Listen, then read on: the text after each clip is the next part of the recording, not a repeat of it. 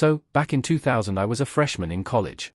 I didn't have a wealthy family but got good scholarships from grades, but I still had to work 20 hours a week to make ends meet. I ended up working in the school cafeteria as a dishwasher. This position paid extra compared to other student positions and I got a free meal each shift.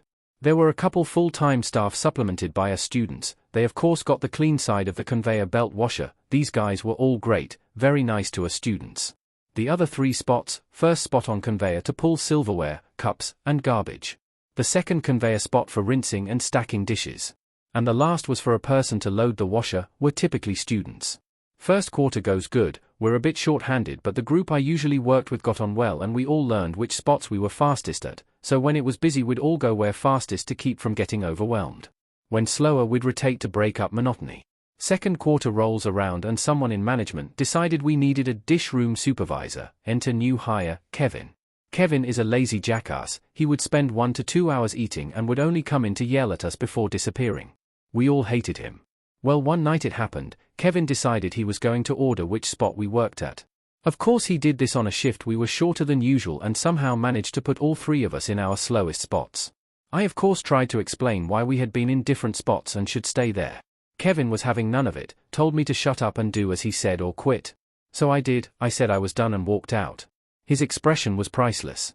Even better, when I changed and came back for dinner he was having to work himself in the first conveyor spot, close by the tray drop-off, so I made sure to smile at him.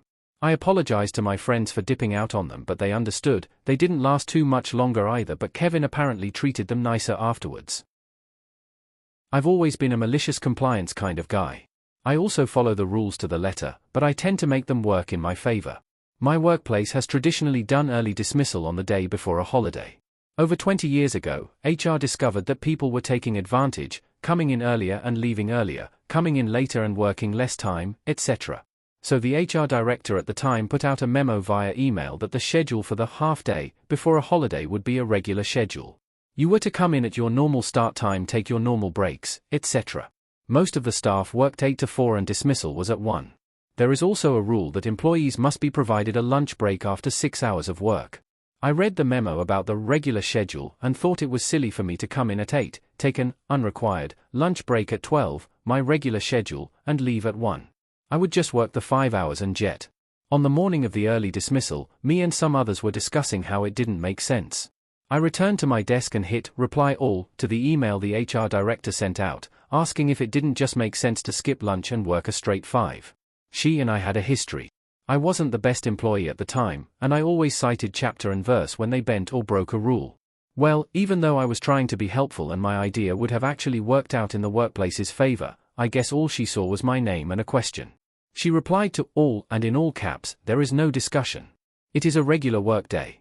You start at your regular time, take breaks at your regular time, and leave at 1 p.m. This actually resulted in more lost time than the start time shenanigans they were trying to eliminate. Now everyone got an extra paid hour off, with the slight inconvenience of having to return to punch out. We're 10 minutes from a large shopping area, so that hour is a trip to the supermarket on the day before Thanksgiving, or stocking stuffers on Christmas Eve. For 20 years, this policy was carried forward. On early dismissal days, we would come in at 8, take break from 9 to 9:15, then leave for lunch at 12 only to return at 1 to punch out. It was changed a few years ago to a policy where you only had to work 5 hours to accommodate the people who regularly come in earlier than 8, but we are still directed to take all breaks on a regular schedule. I, 23M, have worked for a certain colored crustacean for a year and a half now. I bounced around between positions until they stuck me as a backup, which for context, means I finish the par list and make more of anything we run out of. It also makes you the baker. Now this specific chain was well known for their biscuits. Like I'd say most people just go there for them and not the actual food. So it's pretty common to hear a server yell, "Down bread," on a half-hour schedule. Usually I can keep up with the demand and my par list. But one day our morning prep person dipped and I couldn't come in early due to something personal. So when I got there it was a mess. No bread, no prepped food, just chaos. I get things under control until the rush comes in. By that point I'm swamped and I can't keep up with bread because the line needs food constantly made.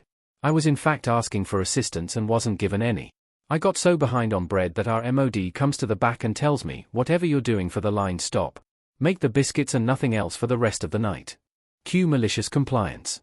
I tell our line that I can't help them anymore and that they're on their own.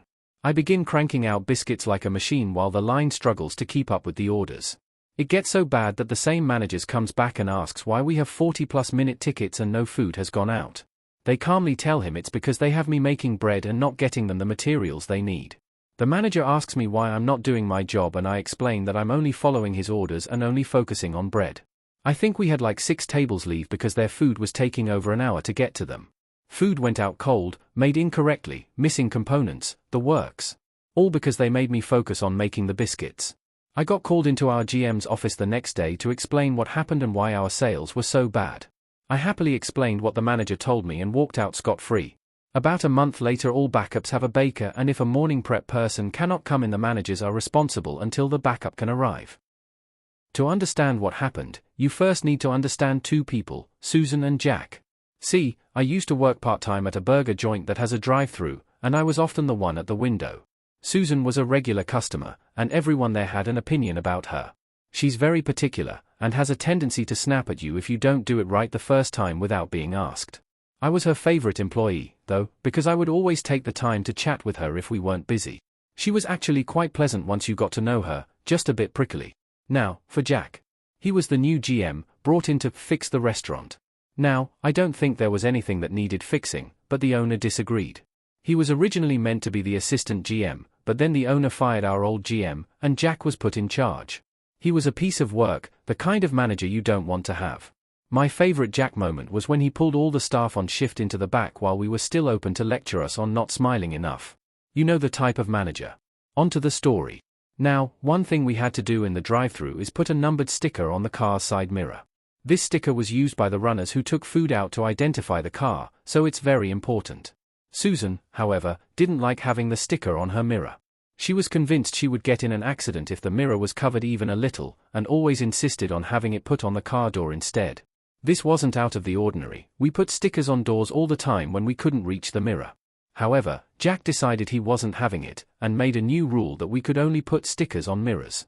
I figured, okay, but if the customer asks for it, it should still be fine, right? Wrong. I got chewed out for putting the sticker on Susan's car door. I tried to explain to Jack why I did it, but he wouldn't listen. Eventually, he just huffed at me and said, "Look, you need to put the stickers on the mirror, not the door. No exceptions." Well, fine then. Cue malicious compliance. The next time Susan came in, I put the sticker on her mirror, as ordered. She was confused, as I always put it on her door without being asked, and snapped, "What are you doing? Don't put it there, I'll get into an accident."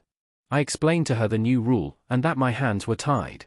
I didn't want to get in trouble, after all. Then, I told her that it was Jack's rule.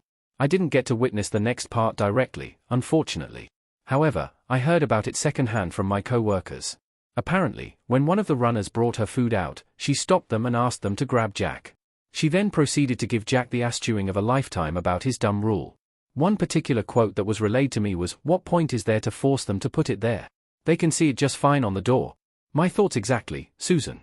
Anyway, the rule was later amended that customers could request for the sticker to be placed on their door. Sorry it wasn't as dramatic as most posts on here, but I wanted to share my bit of compliance. I lived on a terrace street in the UK where parking is a bit of a free-for-all. No driveways, no permits, just a first-come, first-served setup. Everyone sort of works around each other, unspoken rules and all that, until they moved in. New neighbors at number 12 decided they were royalty, apparently. After a few weeks of petty stares and passive-aggressive comments, the bloke finally knocks on my door. He said, "Can you stop parking near our house? It makes it hard to reverse." I asked if I blocked his actual space. No, just don't park anywhere near our drive. Like, 5 feet either side at least, he said. Now, keep in mind they don't have a drive. Just pavement like the rest of us. He basically wanted me to leave a 10-foot no-car buffer around the patch of curb in front of his house which he doesn't own, because public street. Told him politely that it's a public road and I wasn't doing anything wrong. He huffed and puffed and told me to do what I like but shouldn't be surprised if something happens to my car. Ah, there it is. I printed out the local council's parking guidance and highlighted the bit about public access and how it's first come, first served. Then I made it my mission to never, ever park near his house again, but not in the way he wanted. Started parking outside my house, 2 doors down, then had mates, family, the postie, random people from Facebook Marketplace, anyone park right in front of his place. Sometimes bumper to bumper. He fumed. Tried to glare me down from the window. I just smiled and waved. Couple weeks later, he tried to get the council involved. They came, looked, shrugged, and left. One of them even parked there. He's since stopped talking to anyone on the street, and now I park directly in front of his place anytime I get the chance. He wanted no one near his bit of road, so now it's never free. Thank you for watching. Please like and subscribe.